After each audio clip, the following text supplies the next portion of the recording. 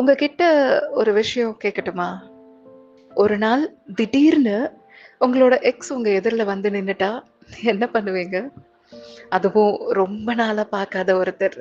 ஒரு காலத்துல அவங்கள டெய்லி பார்த்துற மாட்டோமா, ஏதாவது 4 வார்த்தை பேசிற மாட்டோமா அப்படின்னு ஏங்கிக்கிட்டு இருந்த ஒருத்தர், இப்போ எதிர்ல நின்னுட்டுருக்காங்க. ஆனா, பேச வராதுல்ல.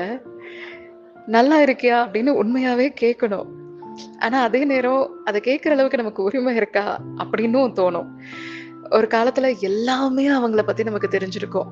இப்ப அவங்க வாழ்க்கையில என்ன நடக்குதுன்னு கூட தெரியாது. ஸ்ட்ரேஞ்சா இருக்குல்ல. முடிஞ்சிருச்சு அப்படின்னு சொல்ல முடியாத ரிலேஷன்ஷிப்கள்ல ஒண்ணு அது. திரும்ப ஆரம்பிக்கவும் முடியாத அளவுக்கு தூரமா போயிருக்கும். இந்த மாதிரி ஒருத்தர எதிர்ல பார்க்கும்போது நமக்கு கோவம் வரலாம், அழுகை வரலாம், இல்ல திரும்ப அந்த பழைய நினைவுகள் நமக்குள்ள வரலாம். சில நேரம் அவங்கள பார்த்துட்டோமேன்னு பயங்கர சந்தோஷமும் இருக்கும். அதே நேரம் ஏன்டா இவங்கள போய் திரும்ப பார்த்தோம் அப்படின்ட்டு ஒரு ராத்திரி முழுக்க தேம்பி அழற நேரமும் வந்துரும்ல.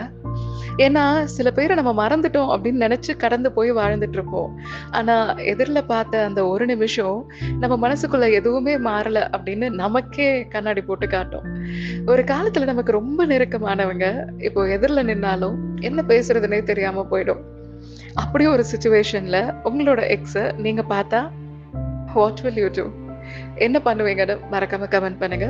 யாரோ ஒருத்தருக்கு அது யூஸ் ஆகலாம்.